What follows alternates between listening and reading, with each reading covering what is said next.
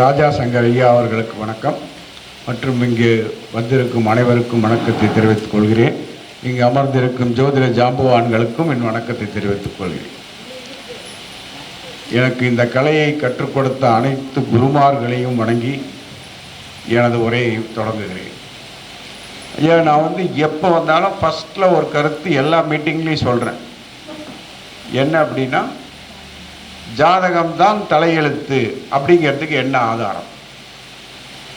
ஏன்னா ஒரு மீட்டிங்கில் நான் போயிருந்தப்போ டாக்டர் பட்டம் 10 பேர் வாங்கினாங்க. 5000 ரூபாய் பட்டம். அவங்கக்கிட்ட நான் கேட்டேன், இதுக்கு ஒரு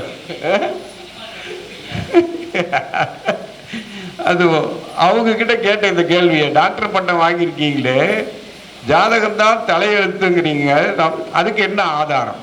ஒரு பொருளுக்கு ஒரு ஆதாரம் இருக்கு இல்லையா? அதுக்கு இதுக்கு ஒரு ஆதாரம் வேணும் இல்லை? எல்லா மீட்டிங்லையும் நான் சொல்லிட்டு இருக்கேன். இங்கே திருச்செங்கோட்டில் கேட்டவங்க யாருமே இல்லை போல் இருக்கு. அதாவது ஆண் ஜாதகத்தில் சனி எங்கே இருக்கார், அந்த இடத்த 1ன்னு வச்சுங்க. 1, 2, 3, 7, 10, 12 இந்த 6 இடத்துல தான் உங்களுக்கு எத்தனை குழந்தை இருந்தாலும் அங்கே சனி பகவான் உட்கார்ந்துருப்பார். சனி வக்ரமாக இருந்தாவோ அதிசாரமாக இருந்தாவோ ஒரு கட்டம் மாறும். இதுதான் ஜாதகம் தலையெழுத்துங்கிறதுக்கு ஆதாரம். உங்கள் ஜாதகத்தில் நீங்கள் யோசனை பண்ணி பார்த்துங்க. ஏன்னா சனி கர்மகாரகன். இதை அப்பா ஜாதகத்தில் தான் பார்க்கணும். ஏன்னா ஆணுக்குத்தான் திருமணம், பெண்ணுக்கு திருமணம் இல்லை. பெண் என்பவள் தாரை வார்த்து தானமாக கொடுக்கப்படுபவள். அதனால இது அப்பா ஜாதகத்தில் தான் பார்க்கணும். கணக்கு போட்டு பாருங்க, யாருக்கா ஞாபகம் இருந்தால் சரியா வருதான். இதுதான் ஜாதகம்தான் தலையெழுத்துங்கிறதுக்கு ஆதாரம். சனி ஆண் ஜாதகத்தில் சனி எங்க இருக்காரோ அந்த இடத்த 1ன்னு வச்சுக்கங்க. 1, 2, 3, 7, 10, 12 1, 2, 3, 7, 10, 12 இந்த 6 இடத்துல தான் சனி இருக்கும். ஒருவேளை வக்கரமாக இருந்தாவோ அதிசாரமாக இருந்தாவோ ஒரு கட்டம் மாறும். அப்பா ஜாதகத்தில் இருந்தாலும் சரி, பிள்ளைங்க ஜாதகம் இருந்தாலும் சரி, ஒரு கட்டம் மாறும். இது என்னது? இந்த 1, 2, 3, 7, 10, 12 சனி பார்வை செய்யும் இடங்கள். சனி பார்வை பராசர முறைப்படி 3, 7, 10 பார்வை. நாடியில 2, 12 பார்வை சனி இருக்கும் இடம். நம்ம முன்னோர்கள் எவ்வளவு பெரிய புத்திசாலிகன்னு பாருங்க. சனிக்கு பார்வை எப்படி நிர்ணயம் பண்ணியிருக்காங்க அப்படிங்கிறது இதை வச்சு நம்ம கண்டுபிடிக்கலாம். இதெல்லாம் நம்ம கண்டுபிடிக்க முடியுமா? இதெல்லாம் சனிக்கு பார்வையை சொன்னவங்களே இந்த குழந்தை பிறப்பையும் அங்கே கொண்டு போய் இணைச்சிருக்காங்க இல்லையா? இதெல்லாம் ரொம்ப பெரிய சமாச்சாரம். நம்ம அறிவுக்கு எட்டாத ஒரு சமாச்சாரங்கள். அதே மாதிரி ஐயா சொன்னார், ஒரு ஜாதகருக்கு லக்ன புள்ளி என்ன சாரமோ அந்த சார அதிபதி எங்கே உட்கார்ந்துருக்காரோ அது சார்ந்துதான் உங்களோட எண்ணங்கள், அபிலாஷைகள் அத்தனையுமே இருக்கும். மற்றதெல்லாம் அப்புறம் அது நிறைவேறுமா நிறைவேறாதாங்கிறது கட்டத்தை பார்த்துக்கணும். உங்கள் லக்ன புள்ளி என்னவோ அந்த லக்ன புள்ளி அதிபதி எந்த வீட்டில் உட்கார்ந்துருக்காரோ அது சார்ந்துதான் உங்களோட எண்ணங்கள், அபிலாஷைகள் எல்லாமே போகும். அவங்க ஜாதகத்தை அப்படியே மனசில் ஓட்டி பாருங்க. அதே மாதிரி யாருக்கெல்லாம் ஜென்ம நட்சத்திரம், லக்ன புள்ளி நின்ற நட்சத்திரம், 7ஆம் அதிபதி நின்ற நட்சத்திரம், லக்ன புள்ளி, ஜென்ம நட்சத்திரம், 7ஆம் அதிபதி நின்ற நட்சத்திரம், இந்த 3 இடங்கள்ல 2 இடத்துல உடைப்பட்ட நட்சத்திரங்கள் சம்பந்தப்பட்டால், குரு, செவ்வாய், சூரியன் சம்பந்தப்பட்டால் அந்த ஜாதகருக்கு திருமணம் இல்லை. மீறி நடந்திருந்தால் டைவர்ஸ் ஆகும். பிரச்சனையில தான் இருப்பாங்க. நீங்க யாரை வேணா பார்த்துக்கலாம், கேட்டுக்கலாம். இருக்கு அப்படிங்கிறவங்க கண்டிப்பா பிரச்சனையில தான் இருப்பாங்க, சந்தோஷமா வாழ மாட்டாங்க அந்த கணவன் மனைவி. அதே மாதிரி 2 இடத்தில் கேது சாரம் இருந்தாலும் திருமணம் இல்லை. மீறி திருமணம் ஆயிருந்தால் அது விவாகரத்து வரை சென்று வந்திருக்கும்.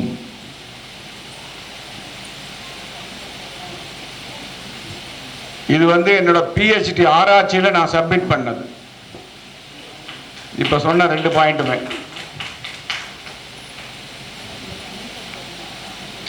இதுக்காக எனக்கு ஸ்பெஷலாக ஒரு பாராட்டு கொடுத்தாங்க. இது வரைக்கும் யாரும் சொல்லாத விதி அப்படின்னு ஒரு ஸ்பெஷல் பாராட்டு கொடுத்தாங்க எனக்கு. வாசஸ்பதின்னு பட்டம் கொடுத்தாங்க ஸ்ரீஹரி ஜோதி வித்யாலயத்தில். நான் அங்கே தான் ஸ்ரீஹரி வித்யாலய ஸ்டூடெண்ட் நான். சரி சரி. அதே மாதிரி சிம்பிளா ஜாதகத்தை எடுத்தோன்னா பாருங்க, ஒற்றைப்படை ராசியில் முதல் 3 டிகிரியில் சூரியன் நின்றாலும், இரட்டைப்படை ராசியில் கடைசி 3 டிகிரியில் சூரியன் நின்றாலும் அந்த ஜாதகரின் அப்பா அந்த குடும்பத்தை விட்டு பிரிந்து சென்றிருப்பார். மரணம் கூட அடைந்திருக்கலாம், கண்டிப்பா பிரிஞ்சிருப்பார் அந்த குடும்பத்தை, அந்த ஜாதகரோட அப்பா. இதெல்லாம் சிம்பிளா பார்த்தோன்னு சொல்லிக்கலாம். அதே மாதிரி பார்த்தீங்கன்னா உங்க டேட் ஆஃப் பர்த் ஒருத்தர் வேணா எழுதிக்கங்க. டேட் ஆஃப் பர்த்தை முதல்ல இருக்கக்கூடிய நம்பர் உங்களை சொல்லும், நீங்க என்ன பண்ணுவீங்கன்னு சொல்லும். 2வது இருக்கக்கூடிய நம்பர் உங்க மகனோட குணம், மகனை பத்தி சொல்லும். 3வது இருக்கக்கூடிய வருஷத்தை கூட்டி அதை சிங்கிள் டிஜிட் பண்ணீங்கன்னா அது விரயத்தை சொல்லும், இல்லை லாபத்தை சொல்லும். இப்போ பார்த்தீங்கன்னா ஒரு டேட் ஆஃப் பர்த் சொல்லுங்க யார் வேணாலும். 8 சரி, 1984ங்கிறப்போ 10, 18, 22, 4.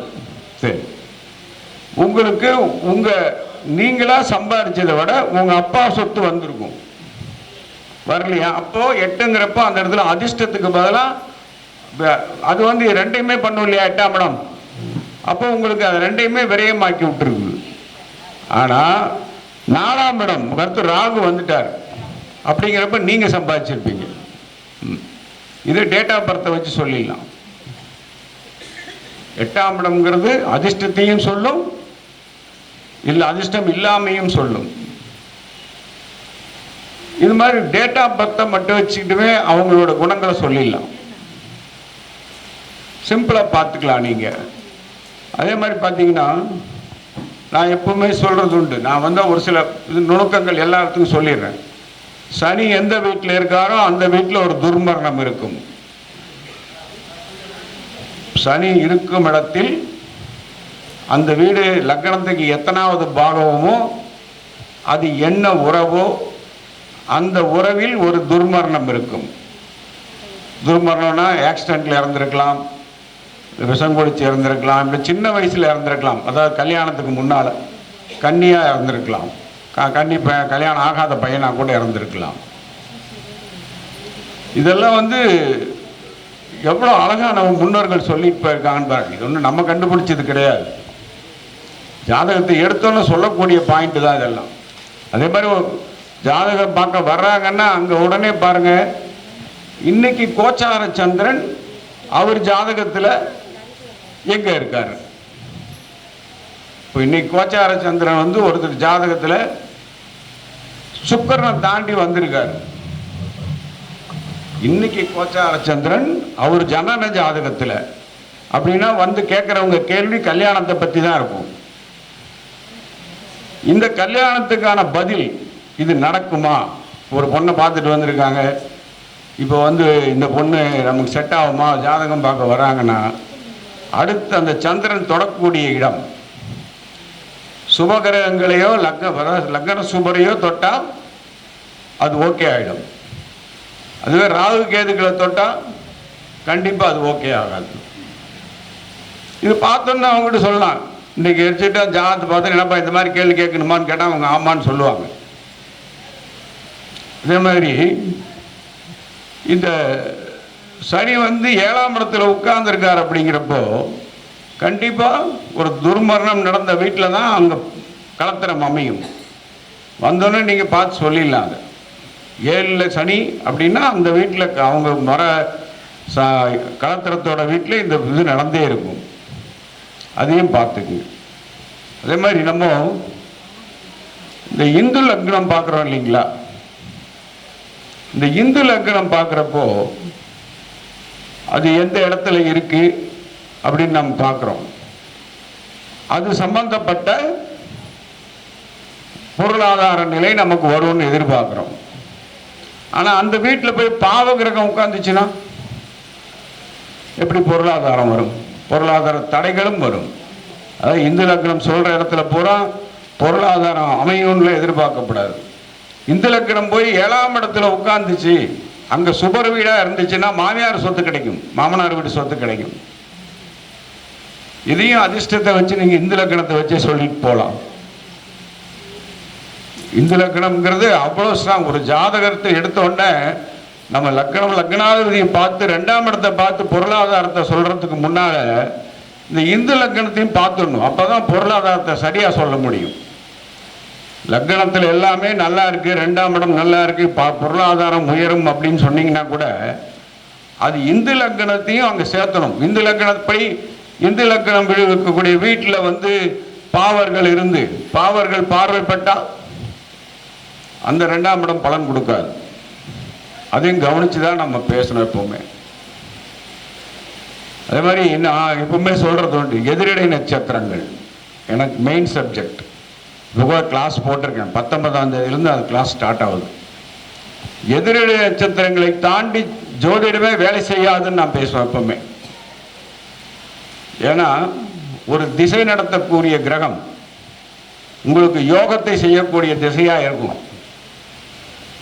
ஆனால் புத்தி நடத்தக்கூடிய கிரகம் அதுக்கு எதிரில் நின்றுச்சு அப்படின்னா அந்த புத்தி முடிய வரைக்கும் உங்களுக்கு எந்த விதமான நன்மையும் நடக்காது, நடக்க விடாது அந்த கிரகம். மெயினாக சூரியனுக்கு 12 நட்சத்திரம் எதிரிடையில் கொடுத்துருக்காங்க. சூரியனும் அப்பான்னு சொல்கிறோம். இந்த 12 நட்சத்திரங்களில் எவ்வளோ நட்சத்திரங்கள் எதிரில் உட்காருதோ அத்தனை காரக உறவுகளும் பாதிக்கும். சூரியனுக்கு எதிரிடையில் சந்திரன் உட்காந்துட்டாங்க அப்படின்னா அந்த ஜாதகரோட அப்பா அம்மாக்குள்ள கண்டிப்பாக பிரச்சனை இருக்கும். நம்ம சொல்லுவோம் சூரியன் சந்திரன் சேர்ந்தா பார்த்துக்கிட்டா நல்லதுன்னு சொல்லுவோம். ஆனால் சூரியனும் சந்திரனும் ஜாதகத்தில் சேர்ந்திருந்தா கண்டிப்பாக அந்த குடும்பத்தில் அப்பா அம்மாக்குள்ள பிரச்சனை இருக்குங்கிறது பராசரர் முறை. இந்த எதிரடி நட்சத்திரங்களும் பராசரம் தான். கண்டிப்பாக இது எதிரடி நட்சத்திரம் சூரியனுக்கு எதில் சந்திரன் வந்துட்டாருன்னா டைவர்ஸ் வரைக்கும் போகும். அது மாதிரி சந்திரனுக்கு 7 நட்சத்திரங்கள் எதிரடையில் கொடுத்துருக்காங்க. அந்த 7 நட்சத்திரங்களில் சந்திரனுக்கு எதிரடையில் சூரியன் வந்துட்டாருன்னா அங்கேயும் பிரச்சனை தான். ஜாதகரோட அப்பா அம்மாவுக்குள்ள பிரச்சனை இருக்கும்.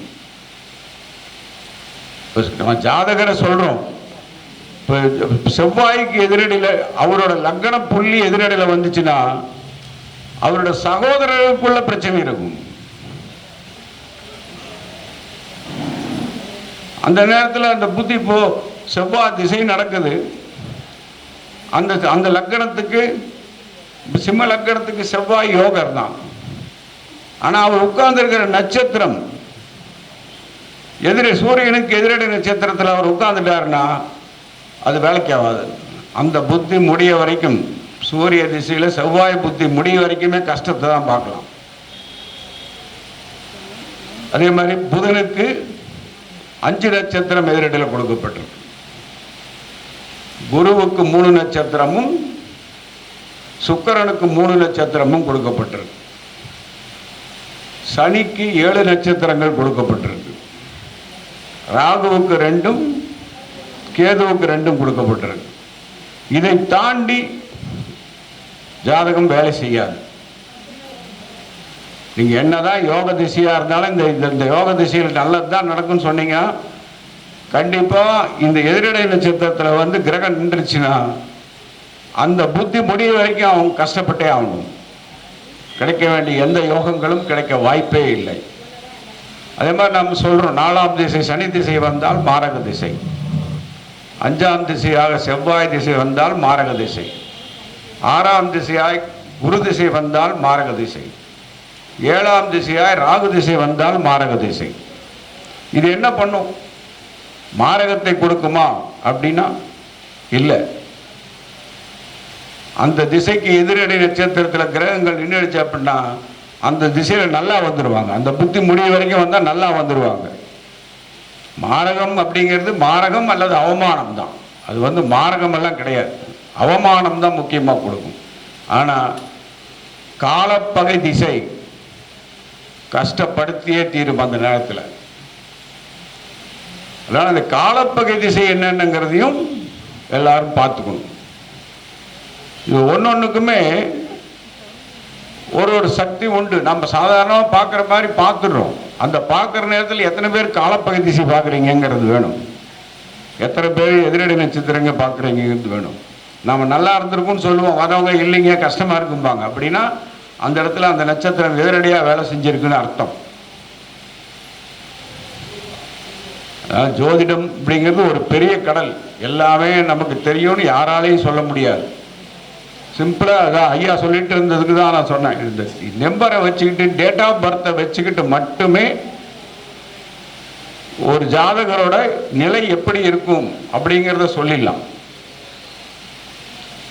அதே மாதிரி நீங்கள் என்னதான் கணக்கு போட்டாலும் அந்த லக்ன புள்ளி தான் உங்களோட மெயின் பாயிண்ட்.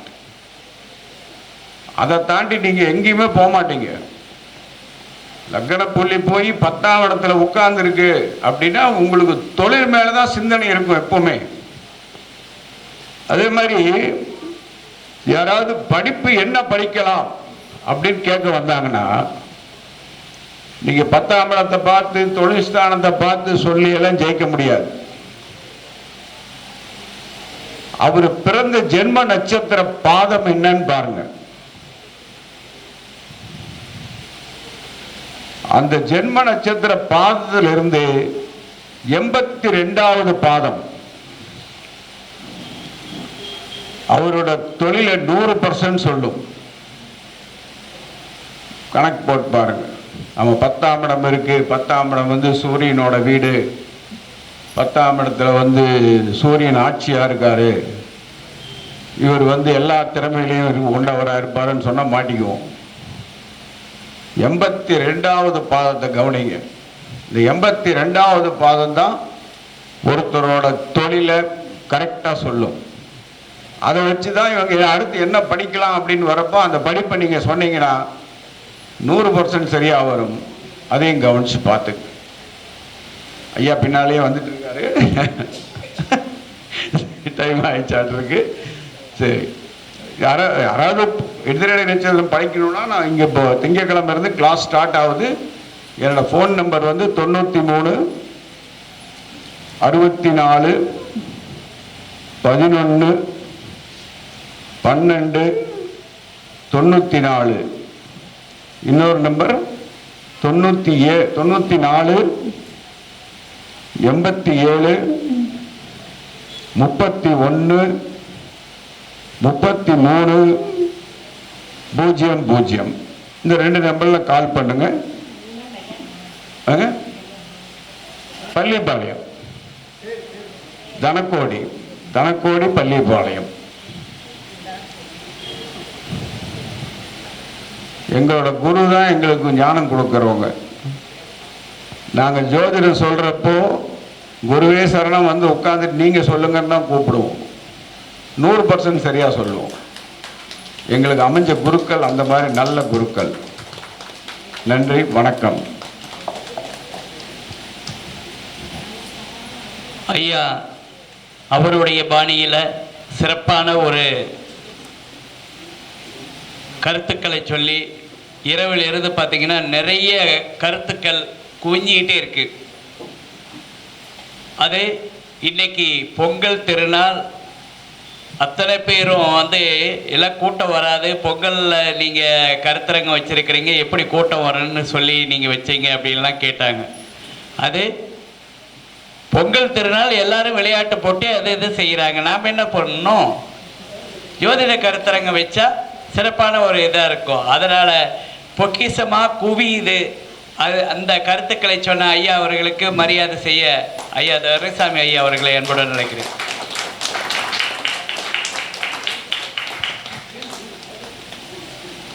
ஓகே.